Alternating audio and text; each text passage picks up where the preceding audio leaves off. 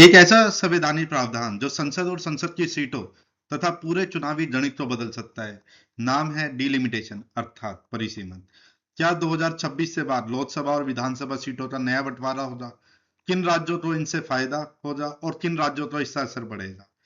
आज की इस वीडियो में हम डिलिमिटेशन को संविधान के अनुच्छेद 82, 170, 330 और 332 से माध्यम से तथा इसे डिलिमिटेशन कमीशन और इनसे संबंधित 42वें, 84वें और 87वें संविधान संशोधन तथा 2026 से बाद की संभावनाओं के साथ कुछ बिल्कुल आसान भाषा में समझने की कोशिश करेंगे। तो मैं हूं अनीस और आपका स्वागत है एकांत आईएएस में।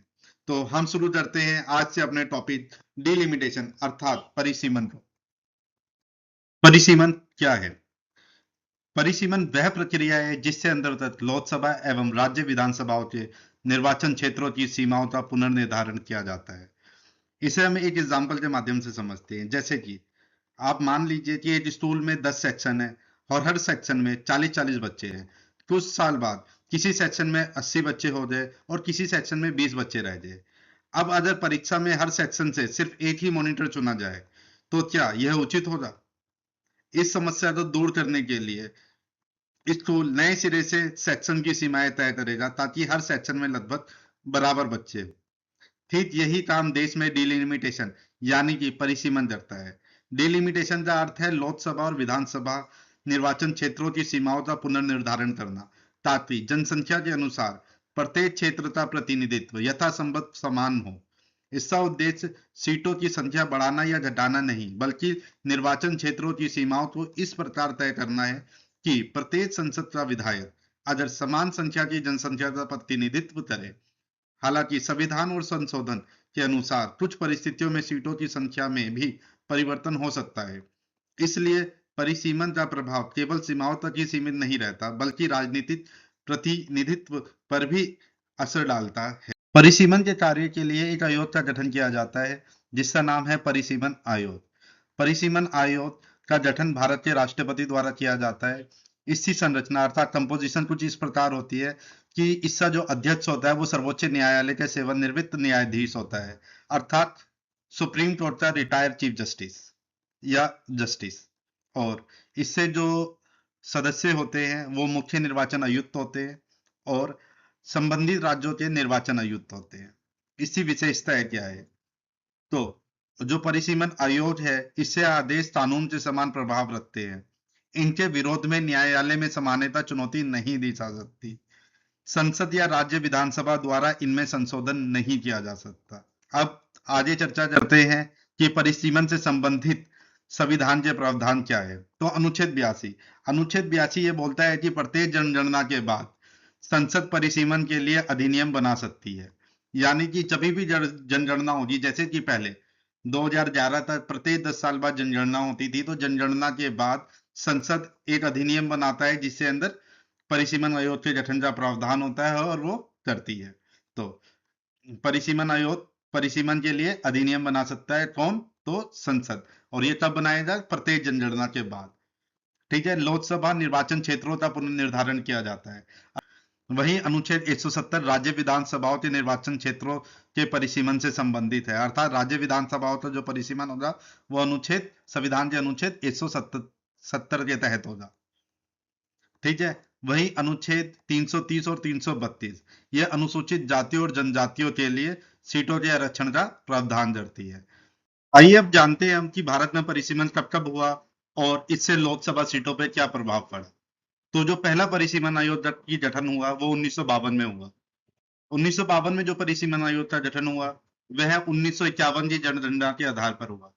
आपको मैं ये बता दूं कि जब 1951-52 में जो पहले चुनाव हुए थे तब लोकसभा की सीटें 489 थी। परंतु जब 1951 की जनगणना के बाद पहला परिसीमन आयोग गठित हुआ 1952 में तो ये सीटें बढ़ा के 494 कर दी। उससे बाद जब दूसरा परिसीमन आयोग की गठन हुआ ये 1963 में हुआ। इससे अंदर जो जनगणना का आधार था वो 1961 था। परंतु जब इसका परिसीमन आयोग का गठन हुआ और इसने 1963 के बाद जो जनसंख्या बढ़ाई गई और ये 494 से बढ़ाकर 520 कर दी गई। जब तीसरा परिसीमन आयोग गठन हुआ 1973 में तो ये 1971 की जनगणना के आधार पर था। इसमें भी सीटों की, लोकसभा की सीटों की संख्या को बढ़ाया गया और जब 520 सीटों को बढ़ा के 543 सीटें कर दी गई। परंतु चौथा जो परिसीमन आयोग गठित हुआ 2002 में, यह 2001 की जनगणना के आधार पर था। इसमें लोकसभा की सीटें बढ़ाई नहीं गई थी, परंतु इसमें लोकसभा क्या, जो निर्वाचन क्षेत्र था उनका पुनर्गठन किया गया था।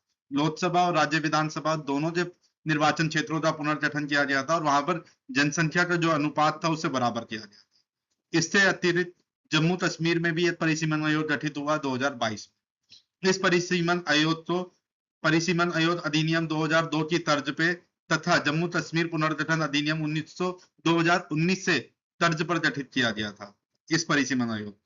और इस परिसीमन आयोग ने क्या किया, तो जम्मू कश्मीर की विधानसभा सीटों को 83 से बढ़ाकर 90 कर दिया। इससे अंदर 5 संसदीय क्षेत्रों का पुनर्गठन किया गया। आइए जानते हैं संविधान संशोधनों को जो परिसीमन से संबंधित है और जिन्होंने महत्वपूर्ण योगदान दिया। जैसा कि आप जानते हैं कि 42वां संविधान संशोधन अधिनियम 1976, जिसे हम मिनी कॉन्स्टिट्यूशन ऑफ इंडिया भी कहते हैं, इसमें जो लोकसभा की जो सीटें थी उनका जो पुनर्वितरण पर रोक लगा दी गई और कहा गया कि 42वें संविधान संशोधन में कहा गया कि 2001 तक परिसीमन आयोग के तहत सीटों को बढ़ाई नहीं जाएंगी। मतलब 1971 की जनगणना के आधार पर, यानी कि 543 सीटें 543 सीटें जो निर्धारित की गई थी, उन सीटों को 2001 तक बढ़ाया नहीं जाएगा। ये 42वें संविधान संशोधन अधिनियम के तहत किया गया, यानी कि सीटों के बढ़ाने पे रोक लगा दी गई, यानी ना ही वह बढ़ेंगी ना ही वह घटेंगी। 1971 की जनगणना के आधार पर 2001 तक जो लोकसभा की सीटें हैं वो 543 ही रहेंगी, यानी स्थिर रखने की बात की गई। वहीं 84वां संविधान संशोधन अधिनियम 2001 पारित किया गया। इसमें कहा गया कि 1991 की जनगणना के आधार पर एससी और एसटी के आरक्षण का पुनर्निर्धारण किया जाएगा और 2026 तक लोकसभा सीटों की कुल संख्या को स्थिर रखा जाएगा। अर्थात 1951 की जनगणना के आधार पर एससी एसटी की सीटों को उनका तो पुनर्गठन किया जाएगा, पुनर्निर्धारण किया जाएगा कि उन्हें बढ़ाई जानी चाहिए और कितनी बढ़ेंगी वह बढ़ाई गई, परंतु लोकसभा की सीटें नहीं बढ़ाई गई। लोकसभा की सीटें उतनी ही रही, 2026 तक के लिए स्थिर कर दिया गया, पर एससी और एसटी की सीटों को जनसंख्या के अनुपात में बढ़ा दिया। परिसीमन से जुड़ा एक और महत्वपूर्ण संविधान संशोधन 87वां संविधान संशोधन अधिनियम 2003। इस संशोधन के माध्यम से यह प्रावधान किया गया कि परिसीमन 1991 की जनगणना के बजाय 2001 की जनगणना के आधार पर किया जाएगा। हालांकि लोकसभा और विधानसभाओं की कुल सीटों की संख्या में कोई वृद्धि नहीं की गई, केवल निर्वाचन क्षेत्रों की सीमाओं और अनुसूचित जातियों और अनुसूचित जनजाति के लिए सीटों का पुनर्निर्धारण 2001 की जनगणना के आधार पर किया गया। अर्थात सरल शब्दों में कहें तो 87वें संविधान संशोधन अधिनियम 2003 ने परिसीमन के लिए 1991 की जगह 2001 की जनगणना को आधार बनाया और इसमें ध्यान दिया गया कि कुल सीटों की संख्या ना बढ़े, बल्कि निर्वाचन क्षेत्र की सीमाओं और एससी एसटी के आरक्षण का निर्धारण जो है वो 2001 की जनगणना के अनुसार बदला जाए। सिर्फ 87वें संविधान संशोधन अधिनियम में यही महत्वपूर्ण है। इसमें जैसा कि आप देख रहे हैं स्क्रीन पे, परिसीमन के लिए 2001 की जनगणना को आधार बनाया गया और कुल सीटों की संख्या में कोई परिवर्तन नहीं किया, परंतु एससी और एसटी के लिए आरक्षण जो है वो जनसंख्या के आधार पर निर्धारित किया गया। बस ये महत्वपूर्ण बदलाव किया गया था 87वें संविधान संशोधन अधिनियम 2003 से। परिसीमन के पॉइंट ऑफ व्यू से चौथा सबसे बड़ा महत्वपूर्ण संविधान संशोधन जो 106वां संविधान संशोधन अधिनियम 2023 है, जिसे हम नारी शक्ति वंदना के नाम से भी जानते हैं। इस अधिनियम के क्या प्रावधान है, तो आइए हम इसे समझते हैं। जैसे कि इस अधिनियम में कहा गया था कि 33% महिलाओं को आरक्षण मिला जाएगा लोकसभा और राज्य विधानसभाओं में, पर ये जो आरक्षण है ये लागू होगा अगले परिसीमन के बाद।